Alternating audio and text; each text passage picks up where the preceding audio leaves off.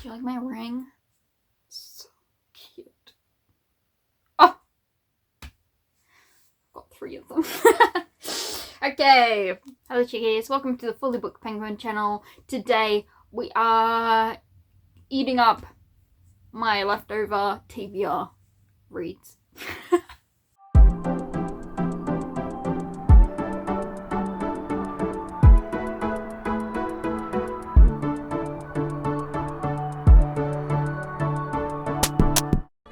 This is gonna be so chaotic because I'm just so over, not life. The Lord's got me, he's got me, but so I have read through all of my TBR for March. Well, technically I have 1 left, but it's sort of a chapter a night kind of deal, and then I'll get to the refresh of the Spotify hours and I'll just binge read the audiobook. Anyway, so I've finished my TBR and it's only, I think it's the 12th? It's the 14th. Obviously, I severely underestimated myself because I truly thought that I wouldn't get through my TBR this month because it's my debut month. However, I underestimated my my stress reading. I just was like, you know what, let's just switch off from the world and go into fictional ones because stressed out. So I've been having a grand time in fictional worlds instead of the real one, while my chronic illness has been, well, it's not playing nice recently, probably due to the stress levels. So I have finished the list, and I thought, you know what, rather than just give up for the month, we will add some more books to the TBR. However, the way I'm going to do it is I've gone through the last 6 months of TBR lists and I've taken whatever I didn't read during those months and then minus the ones that I've read since. And now we have a spin wheel of all the reads I didn't get to, i.e. what I'm calling the TBR Leftovers. So I'm going to spin 3 up, I think, and then we'll read those 3 in the rest of the month. I do have a couple of social things. I have my book launch at the local library, which will probably have 4 people at, but we're going to be the coolest 4 people ever, and it's going to be just a chill event.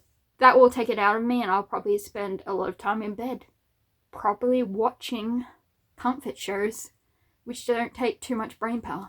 But until then, we have a week until the event, so I figure 3 books in that time is perfect. From September last year, we have a total of 1, 2, 3, 4, 5, 6, 7, 8, 9, 10, 11, 12, 13, 14, 15, 16, 17, roughly 17 books that I didn't read.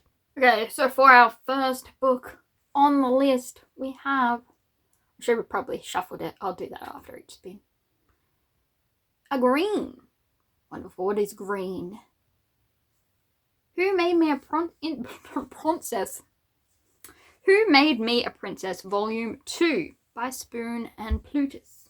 It's a manhwa, which will be a really easy, nice read. In this, we are following a princess, Anastasia, I believe, Athanasia, and her father, Claude, is the emperor. However, she's kind of a forgotten princess. She's put out to this certain castle that's hers, but she's kind of rejected, and her father doesn't acknowledge her. However, she is a transmigrator, and so she knows the future, and so she's like, let's win over Papa, dearest, and not die. However, she has just encountered her father, and so we have to find out whether the father is evil or good. I mean, he's very handsome, so that might give it away a little bit. Usually in manhwas, if the father or parents are evil, they look evil. Good looking father probably has his faults, but will be won over in the end. Ahead of her schedule, she has run into her father. She had a whole thing of she was going to collect all these riches, so she's been going around stealing gold and stuff. But she was just caught in the act, and so she's trying to act all innocent. So that's where we're up to in Who Made Me the Princess. So yeah, this is volume 2. I haven't met these, so I have no clue who they are. I assume they're brothers or something, but it could be completely wrong. That's our first read. Then I shall shuffle 1, 2, 3. And then we'll spin again. Oh, sorry, just a yellow. Into the Flames by Robert Elmer, which is a Christian middle grade war fiction. So, Robert Elmer's Into the Flames. This is book 3 of The Young Underground. So in this we are following twins, Peter and Elise, and they've kind of been interacting with the Danish underground through the first 2 books and helping their friend escape and then helping a pilot escape. So a lot of escaping from Denmark. And so it's during the Nazi regime, obviously. And I don't know what they're doing this time. Let's see. I think they're delivering newspaper with coded names. Who's Keld? Oh. There's a troublemaker in class called Keld, and he's spying on them. So there we go. That is our second book. Nice choices so far. Book number 3 for this video. Who knows? With such short books, we might put on a 4th one, depending on what this one is. The Faceless Mage by Kenley Davidson. Okay, so The Faceless Mage by Kenley Davidson is book 1 in the Legends of Abrea series. And the tagline is, he'll protect her with his last breath until she becomes his next target. We have Liza, who is guarding the princess, and she needs to hide her magic and wait for her family to return. But her king demands that she use her unique abilities to spy on a rival kingdom. Her task is complicated by her most dangerous enemy yet, the masked assassin known only as a Raven. Ooh. But the Raven is not what Liza expected. As silent as he is lethal, he provokes her curiosity as much as her fear and hides secrets she's determined to learn. Oh, but she's spying, and he could kill her, and when he finds out, oof.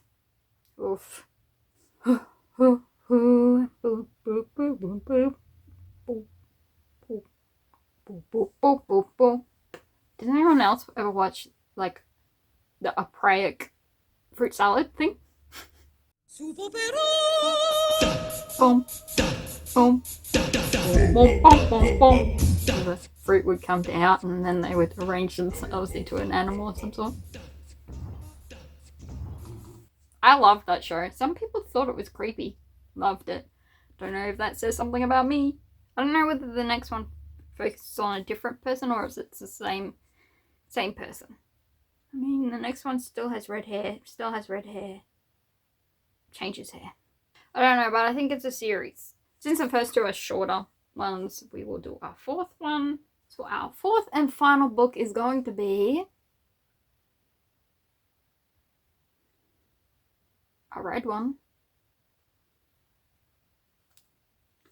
Soyangri Book Kitchen by Kim Ji-hye. Soyangri Book Kitchen by Kim Ji-hye.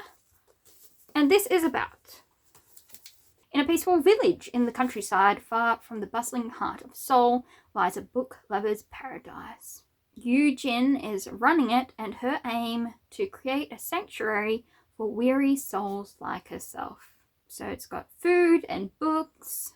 You can have an overnight book stay. Honestly, guys, I just need a holiday, I think. But with certain things happening, that's not going to happen anytime soon. So, 7 individuals at a crossroads in their lives find their way to Eugen's book kitchens. So 7 people. Does that mean there's 7 chapters? Let me check a reading. Prologue and 2 epilogues. roughly 12 chapters in this one. So there we go. I am intrigued. It may make me cry though. Don't know what it is with me and crying. Hopefully it's a healing journey. There's 3 of our 4 books and the other is a Kindle. We are going to start from the very beginning. We're going to just go through the list, I think, is the best way. Saves me from deciding what I'm going to read. I just have the list right here in my hands. So let's get to reading, shall we? I mean, this one will be really quick, I think. I'll probably finish it today. Would you believe? Alright.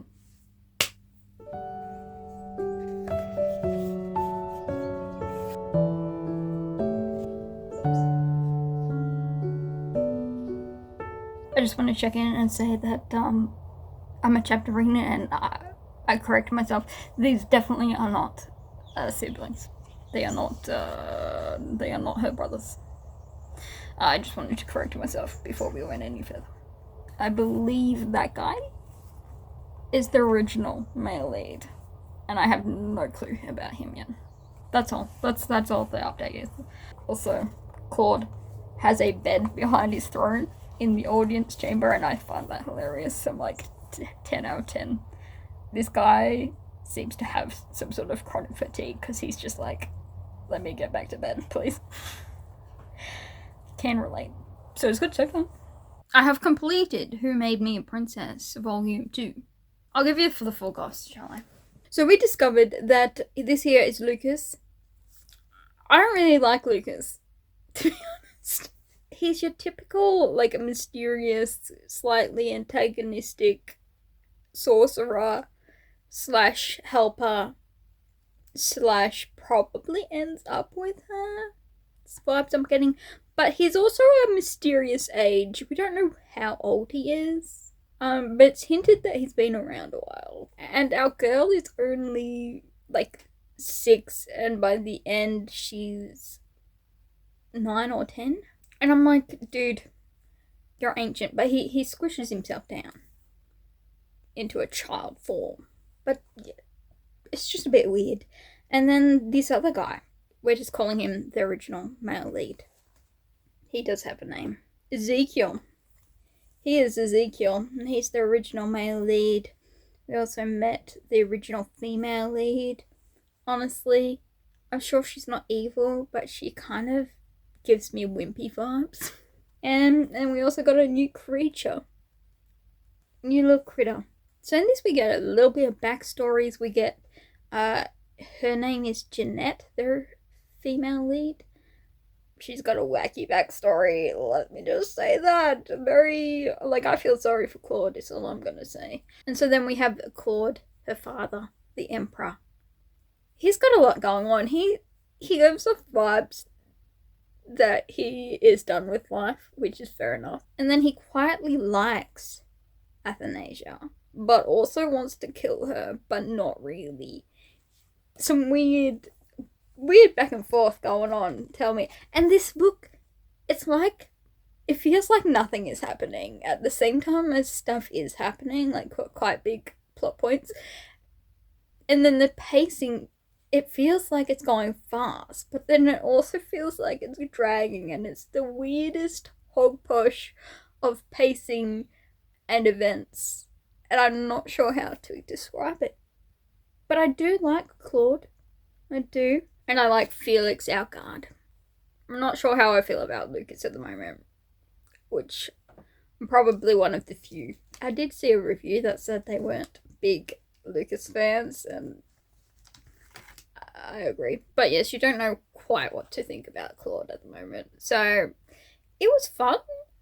I have book 3, and then I have the last book in the series as well, because it was on special.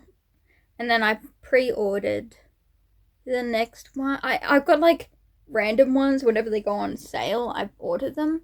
But also, the 2 that I've ordered, they're in, like, back order or whatever. And so they're taking ages to come. I've got random numbers of that series, but I do have the next one. So I can put that onto the TBR. Because there's 9 volumes in total and I have a total of 6 of them, so I have 3 more to collect. Again, don't ask me which 3. So I'm going to continue the series. So I think I gave it a 4/4.5. I'm entertained, but at the same time, I'm not fully attached to anyone in the series, really. And I don't know whether that's because we're following a child. Which brings us to the next book in this video, and that is Into the Flames by Robert Elmer. There's a total of 192 pages. And again, we're following Peter and Elise as they help distribute illegal newspapers in the Danish underground, fight against the Nazis. But they might be getting spied on by a classmate. The nerve. And again, this is a Christian middle grade historical fiction.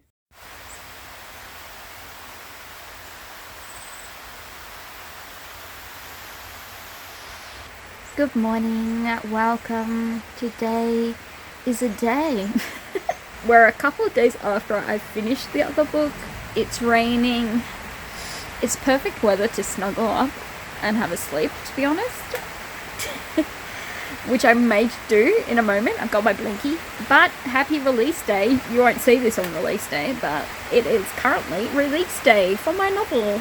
I won't go on about it. But yes. So a video went up. It's live, at least for the Australian audience currently.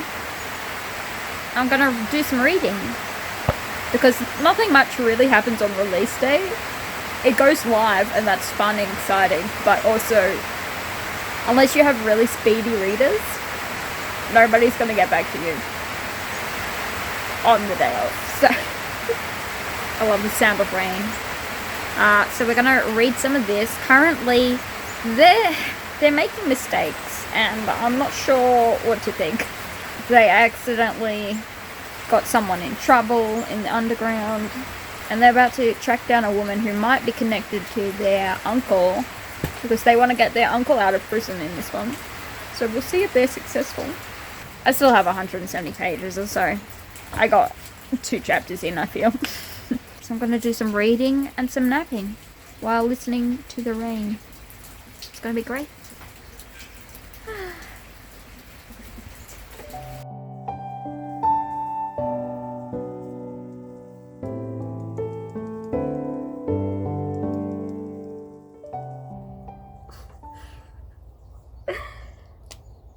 It is the day after my author event.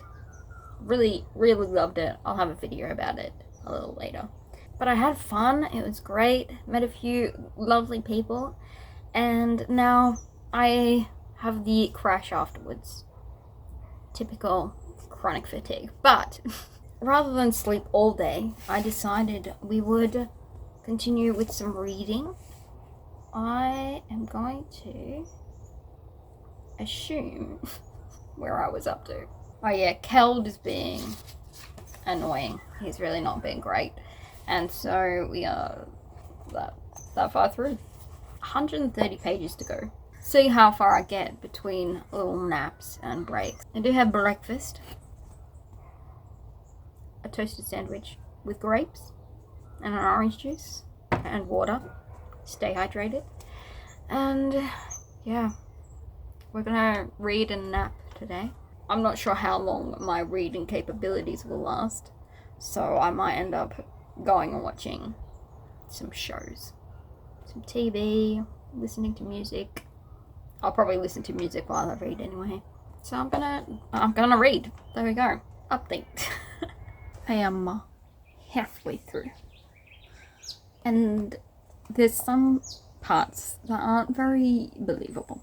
It doesn't make sense for it to have played out as it did, but it's a middle grade book, so I'm trying to just be like, oh, for the plot. So yes, halfway through, and we're into the action, and I did have a little nap, a little zone out to just random videos. Honestly, probably need another nap, but I figure I'll just read until lunch and then go to sleep.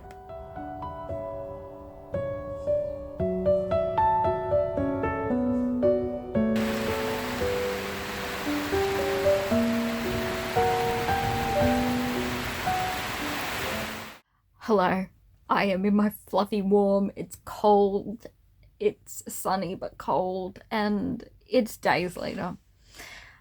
And I have completed Into the Flames. I completed that book days ago. I completed Into the Flames. There were moments where the underground just made some really weird decisions or mistakes, which I know was there so that we could have this story, because if they didn't make the mistakes, the story wouldn't be here. But at the same time, it did seem a little like the kids were smarter than the adults involved, and they are only 12. But I feel like that happens in this series a lot, where the kids are almost smarter than the adults around. Yeah, a lot of adventure. It never really stopped. The faith aspect was pretty good. It wasn't super forefront. And I feel like at times where they could have made it more of a topic, they chose not to. Or Robert. But yeah, it was okay. I gave it a 4 stars. It wasn't the greatest thing I've ever read, but I have to remember it is a middle grade book. So for middle grades, it's pretty good. Plenty of action. So that is Into the Flames, which brings us to our next book, which is The Faceless Mage. My arm's getting tired. I am very tired. The chronic illness is...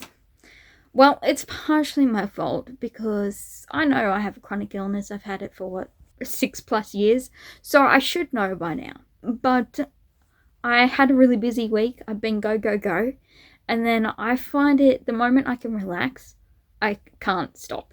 Like, I'm like, no, I don't want to be doing stuff. I got to do tons of stuff. And then I crash. And currently I am in the crash and burn, because I had my book launch and everything, and I was meant to relax. Did I? No. No, I got into editing book 2, and I love book 2 so much. It's coming along so well. I think I've edited like 12.5 chapters so far. It's a 41 chapter book, and I'm loving it so far. I'm so excited for the next few chapters, because I get to, it's just got so many good moments that I love. So I'm excited, but that brought me to this stage where I've slept all day and I'm just in my Jimmy Jams and I don't really want to get up. However, I have family coming tomorrow. My room looks like a bomb zone because obviously I crashed and I was doing stuff before then. And in order to have energy to do the stuff, I put off just a few. It looks like a bomb zone. Anyway, I'm not embarrassed to admit it's happened. However, now I am still exhausted, but I'm going to put in a good hour's work and clean up this room. It won't take long. It's just I haven't organized a few things and just need to stack a few books and all that. But I realized that The Faceless Mage has an audiobook, and originally I have Pride and Peril on my TBR for this month, and I'm a little way through. But I was waiting for Spotify to renew so I could listen to the audiobook. However, the audiobook went off premium. So I'm not going to spend $20 for an audiobook. So this will have to be used by my own eyes in the next couple of days. But that leaves my hours free to listen to The Faceless Mage by Kenley Davidson. So I did start it. I started reading it with my eyeballs, and we'll get the prologue from the male main character, and it is very cool. So he has this armor and he's stuck in it. He has no control. I think some mage or something has put him in this shell and, taken over his body, but then it's a confusing aspect. Anyway, he's inside the body, he can't control it, but he's just waiting for his chance to gain control again. And then we also have the female character, who we not much have known about her, but it seems she has magic, but she's hiding it. She has been the bodyguard of this princess who the king wants to set up with this neighboring kingdom's prince, like a second prince. However, before that happens, our girlie is going to go in the prince's princesses instead to suss out whether this second prince is any good or not. And you're asking, how is she going to do that? Do they look alike? No.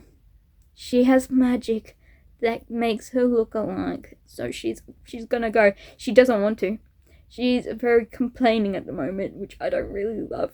And she's saying the king likes her like a daughter, but then at the same time, this guy just gave a whole speech about how she's a tool.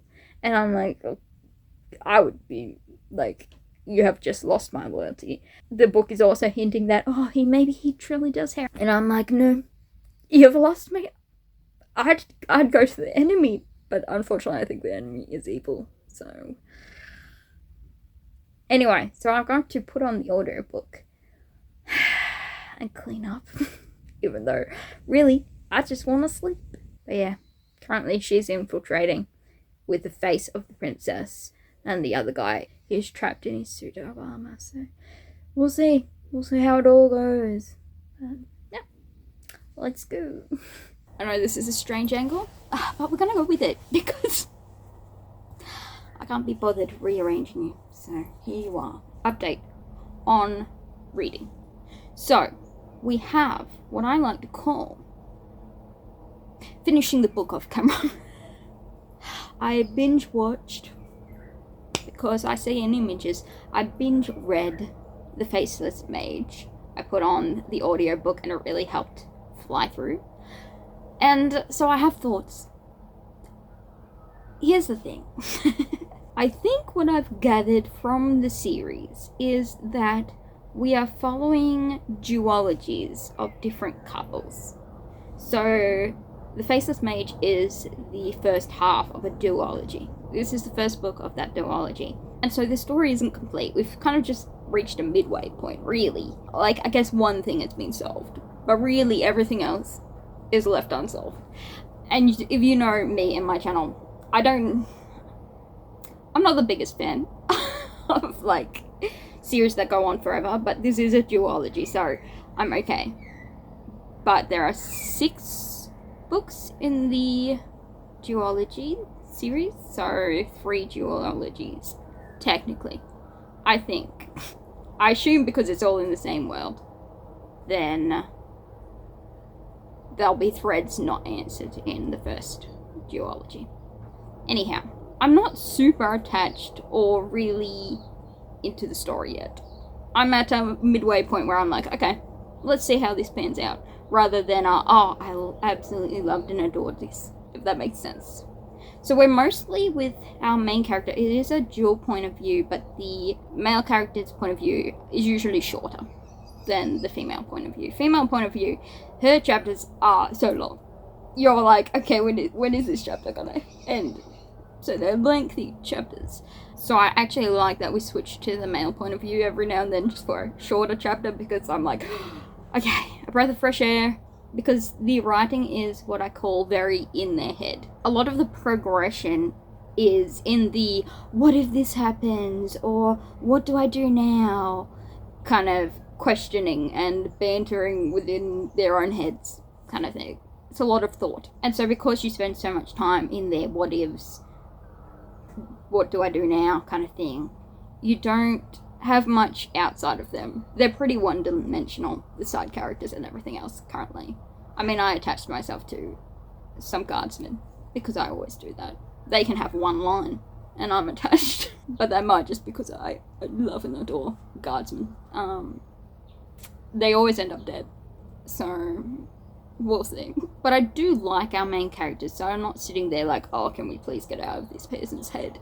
I'm enjoying it, and I like their relationship. I like the main relationship. But the rest of the plot, not really super attached to. Or the political intrigue, I'm like, it's pretty basic political intrigue going on. So I think in the end I gave it a 4-star for The Faceless Mage. I'm at a midway point where I'm like, okay, we're halfway through the story pretty much, and then we've just ended where one plot point has been solved. So that's good. I'm glad about that, but I mean, she is walking into a scenario where I don't think it's going to be good for her. It's kind of just, that's the midway point, rather than this is a full book, a full thought. So, that's my assessment.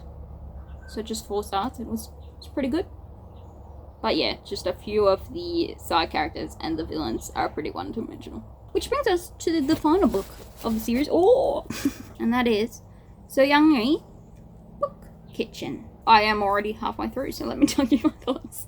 So this is following little stories, and we of course start off with our main girl setting up the book kitchen, and it's where they live is Soyangri. So that's where they live. And yeah, we just get little stories, little bits and pieces, and it's rather cute. So the prologue is them setting it up. The next one, we have like a K-pop star kind of situation. And then we get a lady who is a bit burnt out. And then we get a group of friends that are just about to enter their 30s. For those who don't know, I am also about to enter my 30s. So, I am actually really liking it. A lot of the healing genre of translated fiction that I've already read, like Before the Coffee Gets Cold and We'll Prescribe You a Cat, they've all been rather sad. They've had me bawling my eyes out and making me so sad. That is not the case with this one. I don't know whether it's because it's Korean healing fiction and it's a bit different from Japanese healing fiction, but the healing genre. This one is healing. I loved it. Well, I'm loving it. I'm part of the way through. I am a huge advocate of taking a break, stepping away from the corporate hustle, the bustle of life, and taking moments just in nature or just taking a break. I'm a huge advocate for it because I'm in the position I am with my chronic illness because I pushed through chronic stress and ended up with a chronic illness. So I'm a huge advocate for it. It's not that these people hate their jobs. It's they love their jobs, but they're just to a point of burnout where they're like, what am I doing with my life? And so they come to this book kitchen and they have time to themselves, some time to just relax and see life outside of buildings and work. And it helps reset them. I think that's accurate because not everyone hates their job. But just because you love your job doesn't mean it's full-time all the time. That's all you can do. I think I saw a comment somewhere where they're like, yeah, they go off and then they're still back at their jobs, so they've learnt nothing. And I'm like, not everything has to be, I'm so tired, let me quit my job and quit everything and go pursue a life in the country. You know, that's unrealistic. They are being responsible and they still like their jobs. It's just they've reached a point where the demands of others and just the length of their work has put them in a burnout. So I think that point of view is really good. And of course, the little bits of scenery and aesthetic moments I really enjoy too. The last one was a little bit different. They've all been unique, but the last one was completely different. And I didn't know where we were going for a little bit. And I did get a little confused because I thought they were there for a wedding and then... Anyway, I don't know what happened. I think I got a little lost. I thought somebody was getting married and then it turns out that person wasn't getting married. I don't know. Anyway, so we're 110 pages into a 194 page book. So I'm a little over halfway through. And I'm really enjoying my time so far. It is truly healing.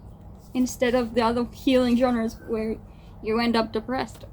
So, good job, Kimji here. It's currently the 29th. So we have 3 days left to read. But I do think I'm going to just fly through this last book pretty quickly. I might finish reading it this morning. Who knows?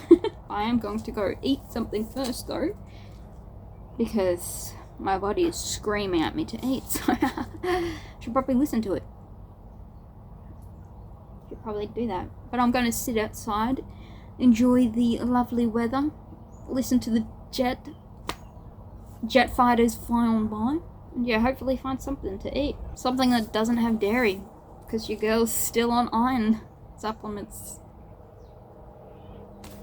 I've completed the book. I'm gonna check in a bit later once family and people are gone for a closing segment, but I completed it and I did end up giving it a 5-star.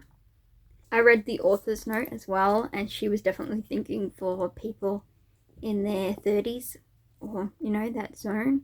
So I think I am definitely the target audience. 1, because I'm almost 30. 2, because I've experienced burnout. And 3, because I love books and food and friendship. And that's all showcased in this book. I did look up, but the author only has this book. That's it. So I have no other book to read from her, but definitely be interested if she were to write any more. But yeah, what a tale. I mean, it wasn't super emotional in the sadness. It wasn't like making you bawl your eyes out, and it wasn't you feel harsher. It was about the subtle emotions and the depth of emotion without tears and, you know, drama. It's not a drama-filled book. It doesn't punch you while you're down, and that's what I loved about it. So definitely my favorite of this kind of genre, for sure. And yeah, I guess I'm the target demographic for it. Yeah, this is going to go on my shelf as a little 5-star. So thank you to my friend who actually bought this book, gifted it to me. So I believe she has a copy, so we'll have to see. She's a little bit younger, so see whether it translates in the same way. But as someone who is definitely the target audience and relates to all of it, as well as the author's little author note, 10 out of 10, 5 stars. Yeah, I'm gonna wait until my family aren't going to be family in the vicinity. Once my family is not family in the vicinity, I'll check back in with a final wrap-up thoughts. And I think overall, this has been a very successful Leftovers. Very delicious.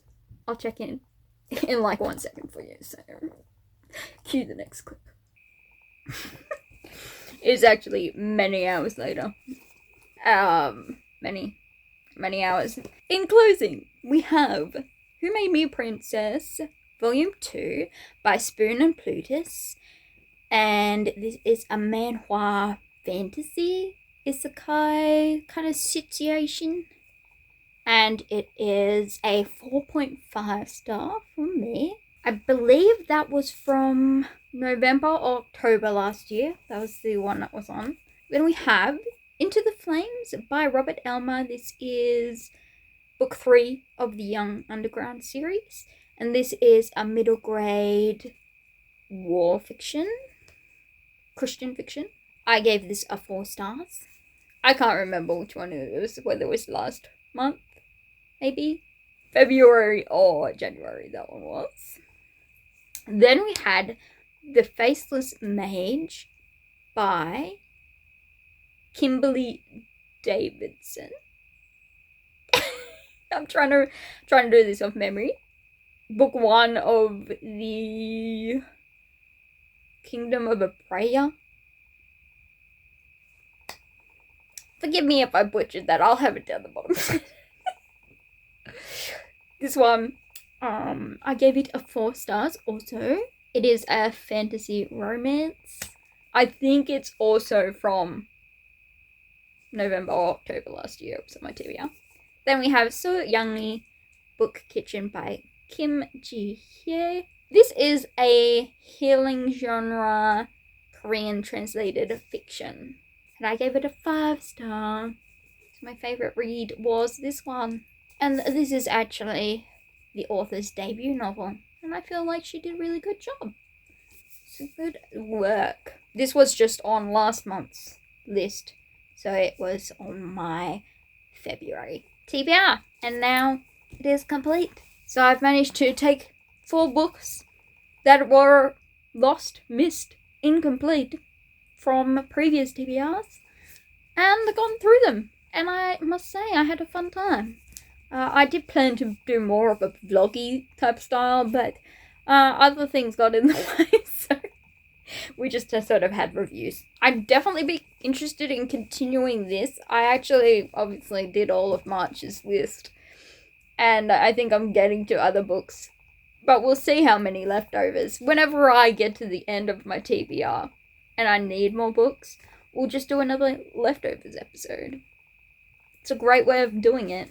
Because as much as I say sometimes that I'm a mood reader, sometimes I need structure. I need somebody else to choose what I'm going to read. And that's where this little series is actually helpful for me, who can't make decisions in the moment and must be told through a spin wheel. I had a great time. So, that brings us to a close of the video. If you enjoyed this or want to see more videos like it in the future, let me know. And let me know how you went with all your books. Whether you're mood read or just need some guidance read. And I shall see you all in the next video. Until then, peace.